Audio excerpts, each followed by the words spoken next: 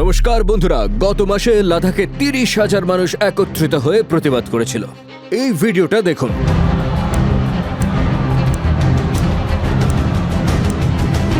শুনে মনে হতে পারে যে সংখ্যাটা খুব একটা বড় নয়, কিন্তু ৩০,০০০ মানে হলো পুরো ইউনিয়ন টেরিটরির 10%-এর বেশি পপুলেশন। সবাই একত্রিত হয়েছিল নিজেদের অধিকারকে বুঝে নেবার জন্য। 6 মার্চ সরকারের সঙ্গে কথা বলার পরও যখন সরকার না শোনে, তখন স্পেশাল এডুকেটর, ইনোভেটর আর অ্যাক্টিভিস্ট সোনাম ওয়াংচুক সিদ্ধান্ত নিয়ে নেন যে তিনি আমরণ অনশনে যাবেন। একটা অনশন শুরু করার জন্য আমরণ অনশন, যতদিন না পর্যন্ত আমাদের লাদাখের এই আওয়াজ শোনা হবে না, যতক্ষণ না সরকার লাদাখের উপর নজর দিচ্ছে। ২১ দিনের অনশন, যেটা আমরণ অনশন হতে চলেছিল। ভেবে দেখুন, দেশের কোন রাজ্যের 10% পপুলেশন যদি রাস্তার উপর চলে আসে, তাহলে খবরটা কি হতে পারে। কিন্তু যেভাবে এই খবরটাকে চেপে দেওয়া হয়েছিল নিউজ চ্যানেলগুলোতে, সেটা খুব খারাপ ছিল। প্রোটেস্টারদের কি ডিমান্ড ছিল সেটা আমি পরের ভিডিওতে দেখাবো, কিন্তু তার আগে এই ভিডিওতে যে এই গল্পটা শুধু লাদাখের নয়, এই ঘটনা কিন্তু আজ দেশের কোণে কোণে রচিত হচ্ছে।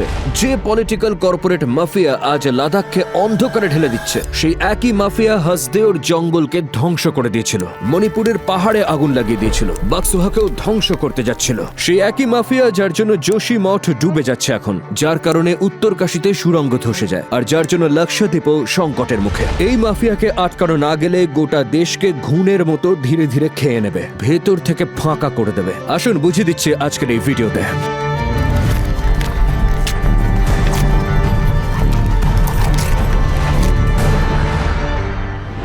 সোনাম ওয়াংচুককে যদি আপনি না জানেন, তাহলে অবশ্যই আপনাকে বলতে হবে যে তিনি সেই ব্যক্তি যার প্রতি ইন্সপায়ার্ড হয়ে 3 ইডিয়টের রাংচুর ক্যারেক্টারটা তৈরি হয়েছিল।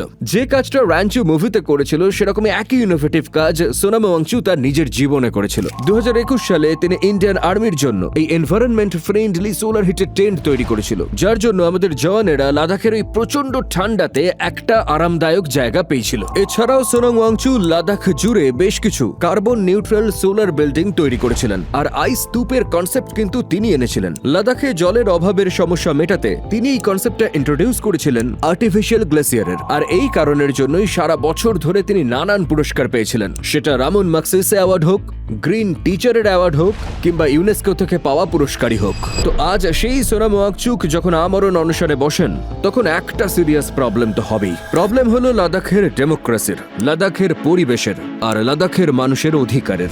লাদাখের সব মানুষের 4টে প্রধান ডিমান্ড আছে। প্রথমত, লাদাখকে কনস্টিটিউশনের 6th স্কেডিউলে নিয়ে আসা। দ্বিতীয়ত, লাদাখকে ফুল স্টেটহুড দিয়ে দেওয়া। তৃতীয়ত, লাদাখের তরফ থেকে 2টো এমপি দেওয়া। বর্তমানে মাত্র 1জন এমপি লাদাখের তরফ থেকে লোকসভার জন্য রয়েছেন, আর রাজ্যসভায় সেটা 0। আর চতুর্থত, লাদাখে সিকিউর জবের জন্য একটা পাবলিক সার্ভিস কমিশন তৈরি করা।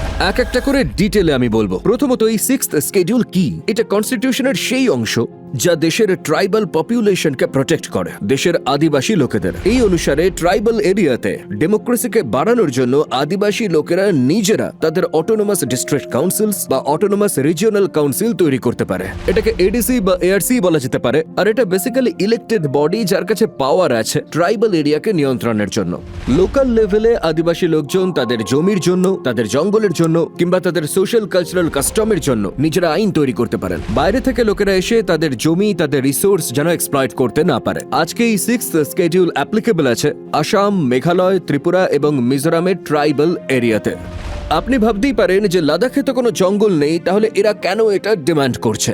এর পেছনে 3টে প্রধান কারণ আছে। প্রথমত, এটা ঠিকই যে লাদাখে কোনো জঙ্গল দেখা যায় না, কিন্তু প্রত্যেকটা এরিয়ার একটা নিজস্ব বায়োডাইভার্সিটি রয়েছে। আর সোনামজি অনেকবারই বলেছেন যে লাদাখের বেশ কিছু এরিয়া জলবায়ু পরিবর্তন বিবেচনায় অত্যন্ত ঝুঁকিপূর্ণ এলাকা। আমাদের লাদাখের প্রাকৃতিক পরিবেশ নষ্ট হতে চলেছে আবহাওয়ার পরিবর্তনের জন্য। যদি এই এরিয়ার রিসোর্সকে এক্সপ্লয়েট করতে দেওয়া হয়, তো সেটা লাদাখের পক্ষে অত্যন্ত ভয়ঙ্কর। ন্যাচারাল ডিজাস্টার, হরকাবান, পাহাড়ে ধসের পরিমাণ ক্রমশ বাড়বে। দ্বিতীয়ত, লাদাখের যে প্রধান জনসংখ্যা আছে সেটা আসলে স্কেডিউল ট্রাইবসের আওতায় আসে। এনসিএসটি অনুযায়ী লেতে প্রায় 66.8% পপুলেশন স্কেডিউল ট্রাইবের, কার্গিলে সেটা 83% এবং কিছু জায়গায় তো সেটা 99%। তৃতীয় এবং সবচেয়ে বড় কারণ, 6th স্কেডিউল লাদাখের লোকেদের গণতান্ত্রিক অধিকার দেবে। আজকের দিনে লাদাখের মানুষের কাছে ডেমোক্রেসির নামে আছেটা কি? নিজেই ভেবে দেখুন। অগস্ট 2019 থেকে জবে থেকে আর্টিকেল 370 কে সরানো হলো, লাদাখ আর জম্মু কাশ্মীরকে আলাদা ইউনিয়ন টেরিটরি তৈরি করে দেওয়া হলো। 370 সরিয়ে দেওয়াতে লোকের কোনো সমস্যা ছিল না, কিন্তু তার সাথে সরকার যেটা করেছিল সেটাই সমস্যা ছিল। প্রথমে জম্মু কাশ্মীর পৃথক রাজ্য হিসাবে ব্যবহার হতো। 2019 থেকে সেটাকে ডাউনগ্রেড করে আলাদা আলাদা ইউনিয়ন টেরিটরি তৈরি করা হলো। এই কথাটাই জিএনকের ফর্মার গভর্নর সত্যপাল মালিকও বলেছিলেন। ওই 370 সরানোর থেকে এটাকে বেশি খারাপ মনে একদম, করি। তাহলে করলেন কেন? এতে আমার কোনো পরামর্শ নিল না, নিলে আমি বারণ করে দিতাম।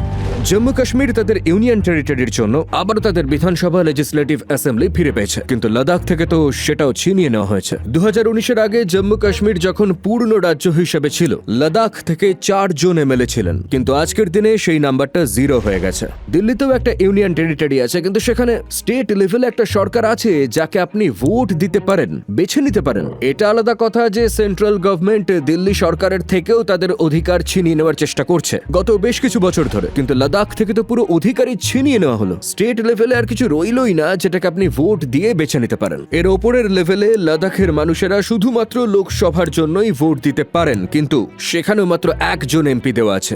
এইগুলোই সমস্ত ডিমান্ডের পেছনের কারণ।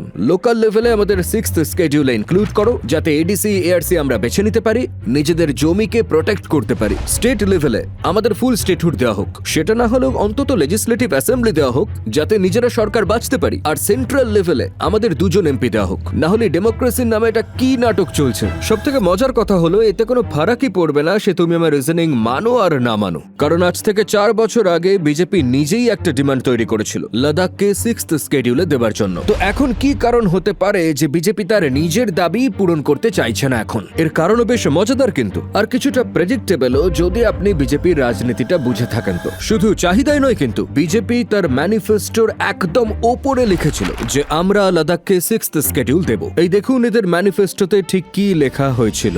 আমি এর আগেও দেখিয়েছি, আজকে আবার দেখাবো যে 2019 সালে যখন এই সংসদের নির্বাচন চলছিল, আপনারা প্রথম 3টে পয়েন্টে লাদাখকে 6ষ্ঠ শিডিউলে সংরক্ষণ করার আশ্বাস দিয়েছিলেন। সেপ্টেম্বর 2019-এ প্রথমবারের জন্য national commission for schedule tribe recommend করেছিল লাদাখকে 6th স্কেডিউলে ইনক্লুড করার জন্য, কিন্তু সরকার কোনো অ্যাকশন নেয়নি। অগস্ট 2020 লাদাখের মানুষেরা প্রথম তাদের চাহিদা সরকারের সামনে রাখলো। সেপ্টেম্বর 2020 এই বিষয়ের জন্য 1 মাস ধরে প্রতিবাদ চলতে লাগলো। 2020-তে অটোনোমাস হিল ডিস্ট্রিক্ট কাউন্সিলের নির্বাচন হবার কথা ছিল, আর নির্বাচনের আগে স্বরাষ্ট্রমন্ত্রী অমিত শাহ নিজে প্রতিশ্রুতি দিয়েছিলেন যে ইলেকশনের 15 দিন পর এই দাবি পূরণ করবেন। সেই মতো প্রতিবাদ তুলে নেওয়া হয়েছিল এবং বিজেপি 15 সিটে জিতে গেছিল ইলেকশনে, কিন্তু তারপরও কোনো অ্যাকশন নেওয়া হয়নি। ডিসেম্বর 2021, নভেম্বর 2022 আরও 2টো প্রতিবাদ দেখা গেছিল। মাঝে সরকারের সঙ্গে কিছু কথাবার্তা হয়েছিল, কিন্তু ম্যানিফেস্টোতে লেখা সত্ত্বেও বারবার সরকার এই দাবির কোনো গুরুত্ব দেয়নি। আর সেই কারণেই আজ এই আমরণ অনশন আমাদের দেখতে হচ্ছে। তাই এমনটা কখনোই নয় যে হঠাৎ করে এটা একটা হচ্ছে। নিজেই তো আপনি দেখছেন যে গত কয়েক বছর ধরে এরকম প্রতিবাদ হয়ে আসছিল। কিন্তু সবচেয়ে বড় প্রশ্নটা হলো যে মোদী সরকারের সমস্যাটা কোথায় এই দাবিটা পূরণ করতে গেলে? এমন তো নয় যে লাদাখের মানুষদের 6th স্কেডিউলে দিয়ে দিলে পুরো দেশ একবারে এদিক ওদিক হয়ে যাবে। খুব সহজ একটা দাবি, আর এটা করতে তো কোনো ক্ষতি নেই মোদী সরকার বা বিজেপি সরকারের, কারণ তারা তো নিজেরাই ম্যানিফেস্টোতে এই কথাগুলো লিখেছিল। তাহলে কি কারণ হতে পারে এখানে? এডিসির ফাংশনের ব্যাপারে একটা লাইন আমি আপনাদের পড়াতে চাই, স্ক্রিনটা দেখুন একবার। The district and regional councils administer the areas under their jurisdictions. They can make laws on certain specified matters like land, forest, canal water, shifting cultivation. Notice করলেন আপনি? ল্যান্ড, ফরেস্ট, তার মানে লাদাখকে 6th স্কেডিউলে অন্তর্ভুক্ত করলে তখন মোদী সরকারের ওপর কোনো পাওয়ারই থাকবে না লাদাখের কোনো জমির ওপর। তার মানে লাদাখের জমি, লাদাখের ফরেস্ট মোদি আর তার বন্ধুকে বেচতে পারবে না। উনি তো এটাই চেয়েছিলেন যে এখানকার সমস্ত ঘাটিতে খনন হোক, মাইনিং হোক, কেউ উদ্যোগ নিক, আর লাদাখের লোকেরা এই ব্যাপারেই ভয় পেত। সোনাম ওয়াংচুক আর লাদাখের মানুষেরা কখনোই চাননি তাদের জমি কর্পোরেট এক্সপ্লয়টেশনের জন্য মুক্ত হয়ে যাক। এটা শুধু এমনই নয় যে তাদের অধিকার কেড়ে নেওয়া হচ্ছে, বরং এটা দেশের পরিবেশের জন্য বিপজ্জনক হতে চলেছে। লাদাখ ভীষণ সুন্দর একটা জায়গা, কিন্তু ইকোলজিক্যালি সেন্সিটিভ অংশ দেশের। এখানকার পাহাড়, প্রকৃতি এতটাই সুন্দর যে বিশ্বে হয়তো আর কোথাও এরকম নেই। গোটা পৃথিবীর বিভিন্ন বিরলতম প্রাণী এখানে এখনো খুঁজে পাওয়া যায়, যেমন স্নো লেপার্ড কিংবা টিবেটিয়ান অ্যান্টিলোপ। এখানকার লেকের জল এতটাই ক্রিস্টাল ক্লিয়ার যে দেখে মনে হতে পারে এতটা পরিষ্কার জল কি করে হতে পারে একটা লেকের। আর আপনি যদি কখনো লাদাখ বেড়াতে যান তাহলে জানবেন যে এখানকার মানুষ কতটা সহজ আর সাদা সিধে হয়। তাদের কালচার, তাদের ট্র্যাডিশন, মনেস্ট্রি, তাদের ফেস্টিভ্যাল এতটাই আকর্ষণীয় যে গোটা বিশ্ব থেকে লোক আসে দেখতে এখানে।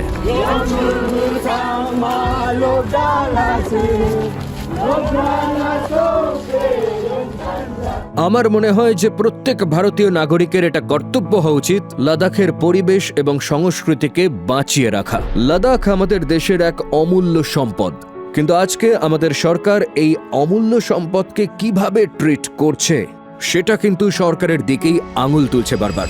আজকে মণিপুর কত মাস ধরে চলছে, সিভিল ওয়ারের মতো পরিস্থিতি চলছে, কিন্তু প্রধানমন্ত্রী মোদী যেতে এখনো প্রস্তুত নন। অথচ মণিপুরের এই অবস্থার পেছনেও এক কর্পোরেট এক্সপ্লয়টেশনের কারণ আছে। এটা আমি এই ভিডিওতে এক্সপ্লেন করে দিয়েছি। ছত্তিশগড়ে হাসদেও জঙ্গল কেটে ফেলা হচ্ছে। কতজনে কত রিল তৈরি করেছে এই জঙ্গলকে বাঁচিয়ে রাখার জন্য, কিন্তু মাইনিংয়ের জন্য সরকার এটা মুক্ত করে দিয়েছে।